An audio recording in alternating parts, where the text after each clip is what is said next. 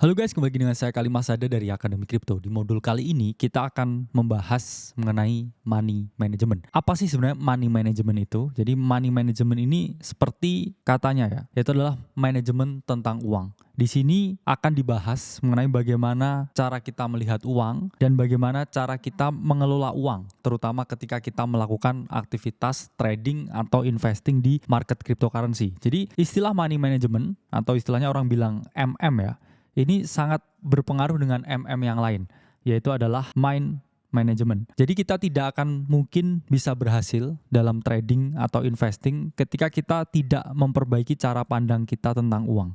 Karena cara pandang kita tentang uang ini akan sangat berpengaruh ke psikologis yang kita miliki. Jadi kalau MM yang pertama ini udah kacau ya, MM yang kedua yaitu adalah mind management ini juga kacau. Karena dari awal fundamental trading, investing itu adalah capital. Dan capital itu adalah uang. Kalau dari awal cara kita melihat uang ini udah berantakan, itu berarti kita tidak akan mungkin bisa menerapkan money management yang baik dan mind management atau pikiran kita ini akan selalu berantakan. Karena riset menunjukkan bahwa yang mempengaruhi ya portfolio performance atau growth dari portofolio yang teman-teman miliki ini bukan dipengaruhi oleh finansial literasi. Ya, jadi buku ya, kemudian seberapa jago ya kamu tarik-tarik garis, baca data on-chain atau berbagai aktivitas lain yang mendukung untuk mengumpulkan data ya, seperti mengkurasi informasi dan lain sebagainya. Itu nggak akan bisa bekerja ketika kalian nggak punya mind management yang baik. Ya, otaknya udah salah, sepinter apapun ya kamu tarik-tarik garis, sebanyak apapun buku yang kamu baca, ini kamu tidak akan pernah bisa berhasil. Karena di sini yang mempengaruhi portfolio performance ini adalah emotional intelligence ya. Jadi kecerdasan kita berpikir, kecerdasan emosi kita melihat suatu keadaan tertentu. Ini yang harus digarisbawahi ya. Jadi portfolio performance itu baru bisa naik ketika emotional intelligence kita itu tinggi ya. Jadi bukan finansial literasi ya. Finansial literasi memang mendukung, tapi saya berani ungkapkan ya 80% ini adalah masalah psikologis. Sementara teknik yang kamu gunakan, metode yang kamu gunakan, ini hanya berpengaruh sampai 20%. Jadi kalau dari awal kamu nggak punya emotional intelligence yang baik, jangan berharap kamu bisa survive di market. Karena setiap hari ya melihat market crypto yang 24/7/365 ya. Dari kamu scrolling PNL-mu setiap 5 menit. Wah ini forever is a long time ya rasanya ya. 5 menit scroll ya selama 24 jam, selama 7 hari, selama 365 ya. Di pesawat, di kapal, di becak ya, HP dibuka terus ya. Mudik dibuka terus, liburan dibuka terus. Nah ini efeknya sama ya. Ketika otakmu rusak melihat PNL, ini ada independence research yang mengungkapkan bahwa kecanduan lihat PNL ya, scroll angkanya naik turun, ini sama aja efeknya ketika kamu lihat kasino. Jadi efeknya sama ya, sama-sama merusak otak. Padahal kan kamu trading, ini kan kamu mencari kebebasan ya. I wanna be free. Tapi kenapa setelah trading saya jadi lihat HP terus ya. Ekspektasi jadi tinggi terus ya. Suka marah-marah ya, suka ngelamun, suka tantrum. Ini tandanya ya, money manajemennya nggak bener ya, sehingga harus di fix dulu. Kalau money manajemennya bener, mind manajemennya itu pasti akan bener. Nah, kita ngomongin dulu ya money management yang benar. Tapi sebelum kita ngomongin gimana caranya manage, kita omongin dasar yang paling penting yaitu uang. Yaitu adalah capital. Kalau ada pertanyaan, bisa nggak trading crypto tanpa modal? Itu sama aja bisa nggak mobil jalan tanpa ban? Nggak bisa. Karena crypto ini seperti pasar modal sifatnya. Jadi you need money yaitu generate more money. Ya. Ini konsepnya sama ya. Seperti ternak uang ya. Ternak uang. Jadi ada uang ya. Kamu masukin kripto, ya uangnya jadi 2. Atau kalau kamu salah, ya uangnya jadi setengah, ya, jadi kecil gini. Di sini kita akan menjelaskan bahwa source of income itu penting. Itulah kenapa kita nggak pernah menyarankan teman-teman untuk keluar dari kripto ya. Portofolio hijau dikit, kayaknya udah cukup ya, nggak kerja nggak ya. Itu misconception. Oke, pertama kita akan bahas ya mengenai income dan juga bantalan income, di mana income ini dibutuhkan ketika teman-teman mau generate more money. Ya, ini adalah income misalkan, ini adalah kolam income ya, bukan kolam ikan. Ya, kalau kolam ikan empang namanya. Jadi di sini Ini ada 3 jenis income ya. Pertama ini adalah active income. Kedua ini adalah secondary income, dan ketiga ini adalah portfolio income. Nah, active income ini income yang teman-teman dapatkan secara pasti. Ya, emang dunia nggak ada yang pasti, tapi active income yang pasti. Misalkan kamu jadi guru, jadi dosen, ya. Misalkan kamu jadi notaris yang tetap atau pegawai hukum lain yang tetap, ya, yang mana kamu selalu dapat yang namanya gaji ya, atau salary. Ini selalu fix jumlahnya. Nah, kedua, misalkan kamu punya yang namanya secondary income. Ini bisa aja kamu punya laundry, tempat kos ya, coffee shop, yang mana bisa didelegasiin, nggak harus spend your time di sini. Dan yang ketiga ini adalah portfolio income, yang teman-teman dapatkan dari capital gain ketika aset investasi teman-teman meningkat. Nah, ketiga hal ini sangat berpengaruh kepada satu hal yang namanya itu adalah wealth, ya, atau kekayaan yang teman-teman miliki. Jadi active income ini sejatinya bisa teman-teman gunakan untuk kehidupan sehari-hari teman-teman. Ya, secondary income bisa untuk membesarkan bisnisnya teman-teman, atau juga bisa di flow ke portfolio income. Nah, portfolio income ini adalah yang teman-teman masukkan ke dalam kripto ya, ke dalam Bitcoin misalkan. Harapannya ini akan terus mengalami kenaikan dan juga bertumbuh. Nah, di sini teman-teman, ketika portfolio income ini naik, teman-teman jangan lakukan ya yang namanya ini cash out. Kenapa? Karena dalam jangka panjang ketika teman-teman cash out terus, ini nggak bisa yang namanya compounding ya. Compounding itu seperti ini. Ya, keajaiban ke-7. Keajaiban dunia bukan ke-7 ya, ke-8 ya kalau kata Warren Buffett. Dimana di sini ketika teman-teman gulung terus ya profitnya, semakin lama itu akan semakin gede. Tapi kalau di sini misalkan teman-teman udah profit ya 30 juta, saatnya beli iPhone ya. Naik 50 juta, saatnya staycation ya.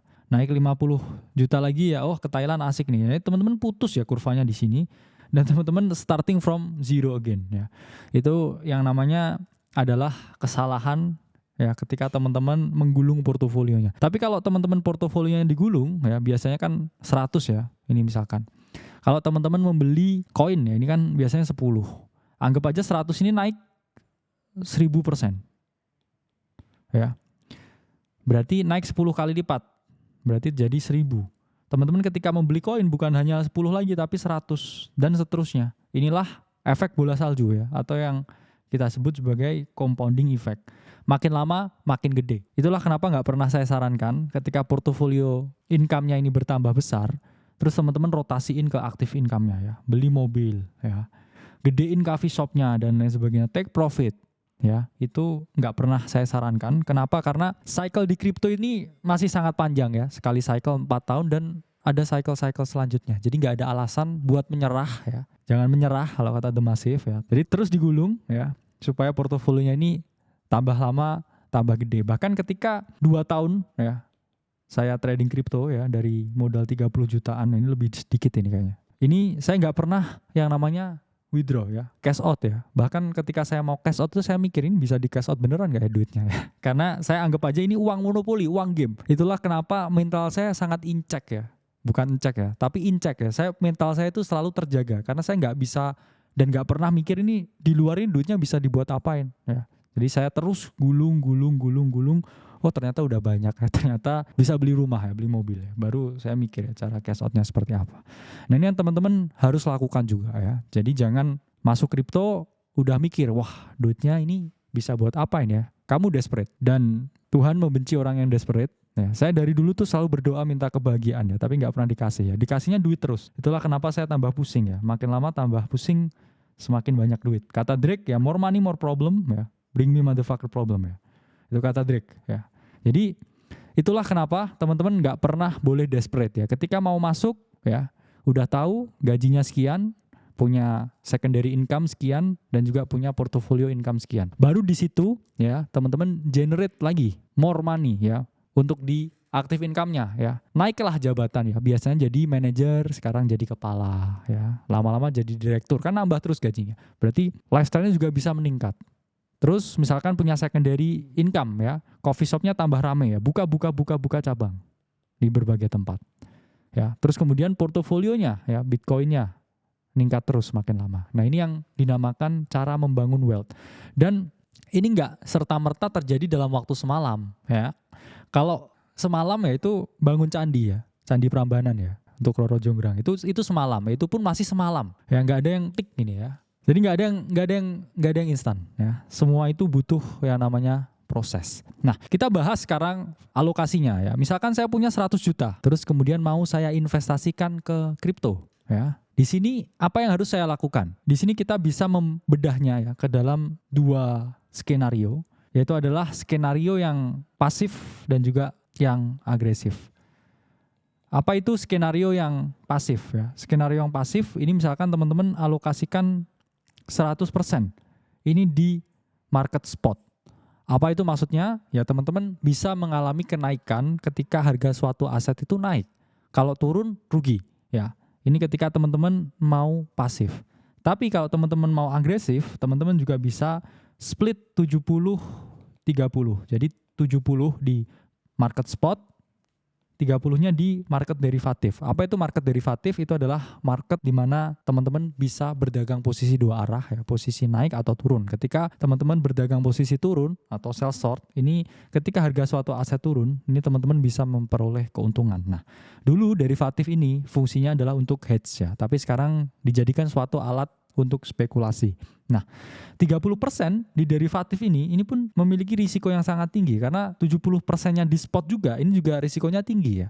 Di kripto ini risikonya itu ada 2. 1 risiko yang tinggi, 2 risiko yang sangat tinggi. Itulah kenapa teman-teman di sini harus memahami. Semua di kripto itu nggak ada yang nggak ada risikonya. Selalu ada risikonya ya. Hidup pun juga penuh risiko. Misalkan saya beli kopi ya, kopinya ketumpahan di baju saya, akhirnya saya harus pulang ya, nggak jadi kerja, itu pun juga risiko. Atau saya jalan ya tiba-tiba ketabrak motor ya, itu juga risiko. Ya nggak ada yang tidak ada risiko ya. Ya mungkin mati ya, tapi mati pun juga dimintai pertanggungjawabannya. Jadi nggak ada yang bebas ya, di dunia ini nggak ada yang bebas. Itu yang harus kamu pahami. Nggak ada yang bebas, nggak ada yang selalu enak. Kalau ada enak dikit itu bonus. Ya, jangan mencari justifikasi bahwa oh saya harus selalu menang di kripto, saya harus selalu berhasil. Nggak ada yang selalu berhasil ya. Yang pasti itu mati. Itu harus teman-teman pahami. Nah di sini ketika teman-teman pasif ya, kecenderungannya ini adalah risk averse ya, orangnya mau menjauhi risiko. Ya ini boleh 100% spot. Itu pun asetnya harus teman-teman pikir ke aset-aset yang relatif ya, risikonya rendah. Itulah kenapa kalau mau pasif, saya risk averse ya. Saya ini masuknya Bitcoin dan juga Ethereum. Kenapa? Karena Bitcoin itu adalah aset yang utama di market dan Ethereum itu adalah aset secondary, tempat di mana berbagai altcoins dibangun. Jadi sama aja beli Ethereum itu membeli indeksnya dari altcoin. Itulah kenapa di sini sangat disarankan kalau pasif ya 100% aja teman-teman di spot Bitcoin Ethereum. Tapi kalau teman-teman di sini agresif ya, saya ini adalah lelaki sejati ya. Saya sering jatuh ketika kecil ya. Saya ini suka menanggung risiko ya. Saya ini tulang punggung keluarga ya. Ini apa yang harus teman-teman lakukan. Nah, ini teman-teman bisa menggunakan cara yang sangat agresif ya. 70% di spot, 30%-nya ini di derivatif. Misalkan di sini gimana background check-nya? Kalau 70% di spot, kalau mau agresif, teman-teman bisa trading yang namanya altcoin ya. Alternatifnya dari Bitcoin dan juga Ethereum. Ada banyak sekali ya altcoin di luar sana ya.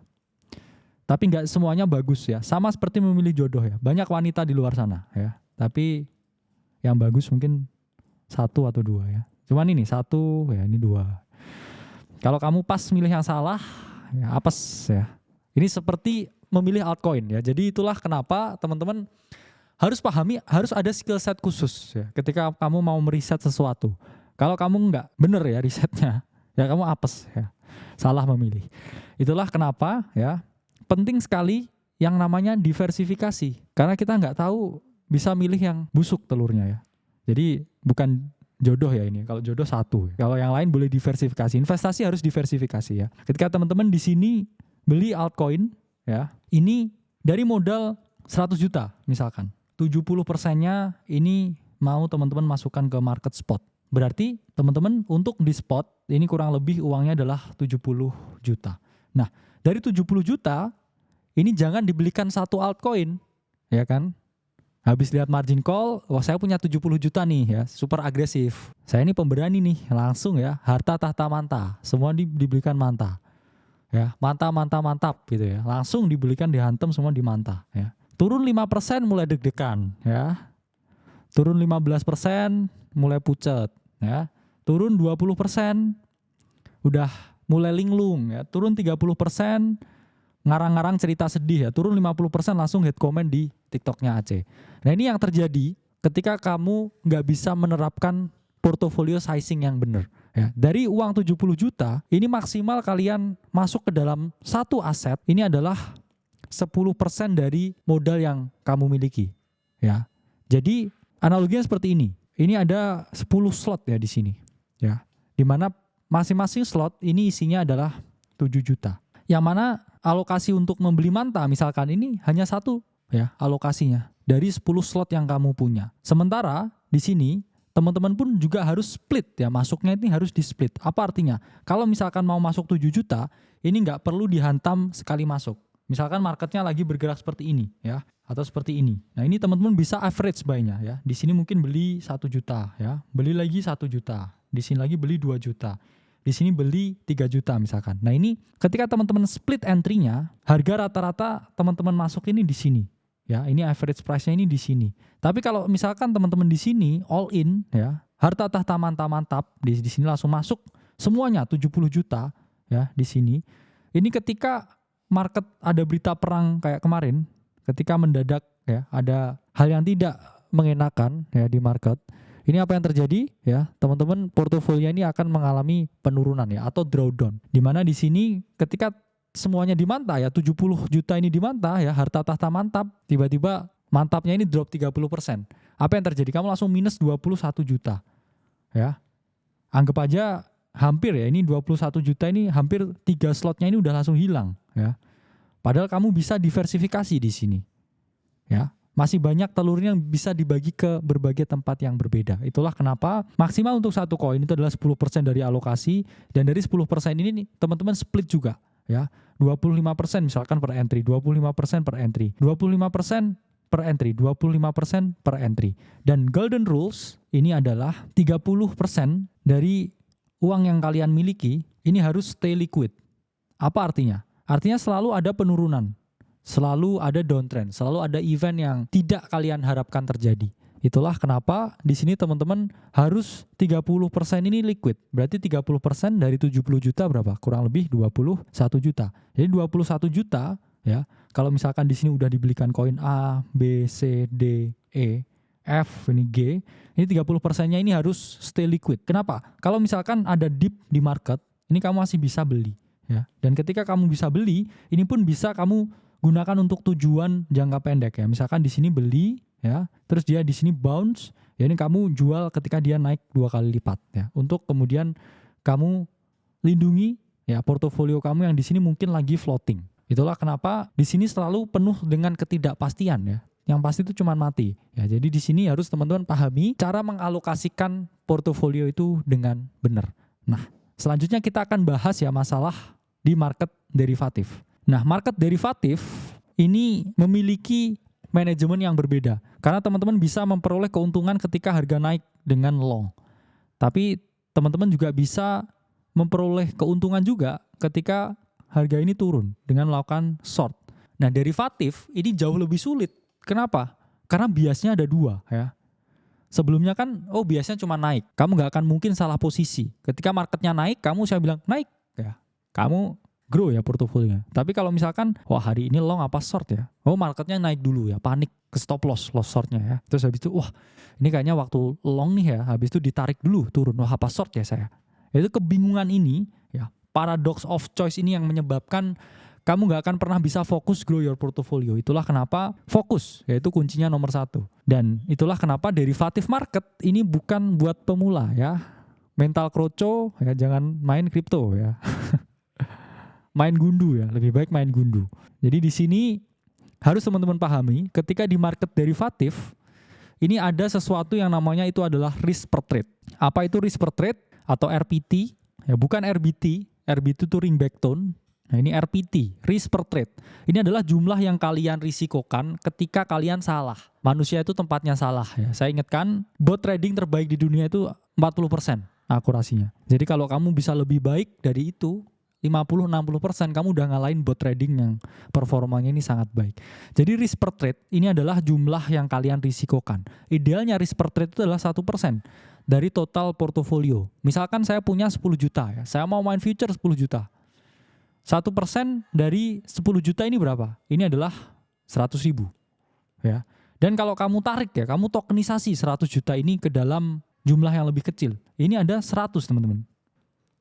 Nah ini seperti ini ya contohnya ya. Ini masih 20 ya. Ada 30. Ada 40 dan seterusnya. Dari risk per trade yang hanya 1%, ini kamu hanya merisikokan ya 1 telur ikan di sini. Itulah mengapa di sini kamu punya 100 kesempatan untuk salah. Ya, masa dari 100 kesempatan itu nggak ada yang benar sama sekali. Bahkan sorry ya, monyet pun kalau cuman ngeklik 2 tombol ya, merah atau hijau, itu dia ada probabilitas loh ya menang di satu telurnya ini. Itulah kenapa sangat penting risk per trade, lindungi ya dirimu, sayangi mental healthmu, sayangi keluargamu.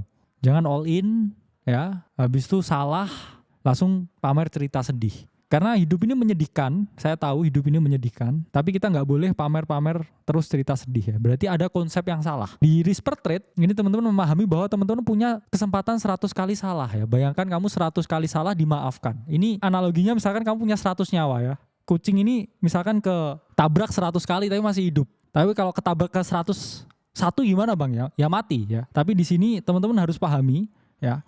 Dari 100 nyawa ini nggak mungkin ya kamu nggak bisa recover salah satu di sini. Itulah mengapa sangat penting ketika di future ini teman-teman harus menerapkan 2 hal. Ya, satu ini adalah nggak pernah average down. Apa ini average down? Ini ketika teman-teman buat ya ini trading plan ya. Ini adalah entry, sini exit, di sini invalidasinya. Ketika teman-teman masuk di sini ya. Ketika harga turun, terstop loss udah. Jangan tiba-tiba di sini wah ini masih bisa bouncing nih ya sepertinya di sini. Apa saya matiin ya stop lossnya? Ya turun lagi. Wah turun lagi nih. Saya kayaknya juga entry lagi nih di sini ya. Telur ikannya di sini diambil lagi ke sini. Ini pasti habis ini bounce di sini. Masih turun lagi ya. 1 telur ikan lagi dikorbankan. Turun lagi ya. Akhirnya 5 sampai 10 telur ikannya dikorbankan dan ternyata marketnya crash. Apa yang terjadi? Ya ini kukut ya. Dagangan telur ikannya ini kukut, hilang semuanya. Ternyata waduh tinggal 70% nih. Padahal ketika 70% teman-teman mau mengembalikan lagi ini lebih sulit. Akhirnya revenge trading lagi yang dirisikokan. Wah tadi saya udah ke stop loss nih 30% modal saya hilang. Next trade ini saya pasti bener saya langsung risikoan 50%. Ini kalau misalkan saya berhasil ya ini saya langsung balik modal. Apa yang terjadi setelah merisikokan 50%? Mau nge-short misalkan, ini nge-short ini ya. Saya trader TikTok, short.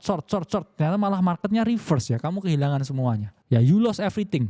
Itulah kenapa di market derivatif ini sangat sulit karena ada 2 bias ya. Ada 2 bias ya.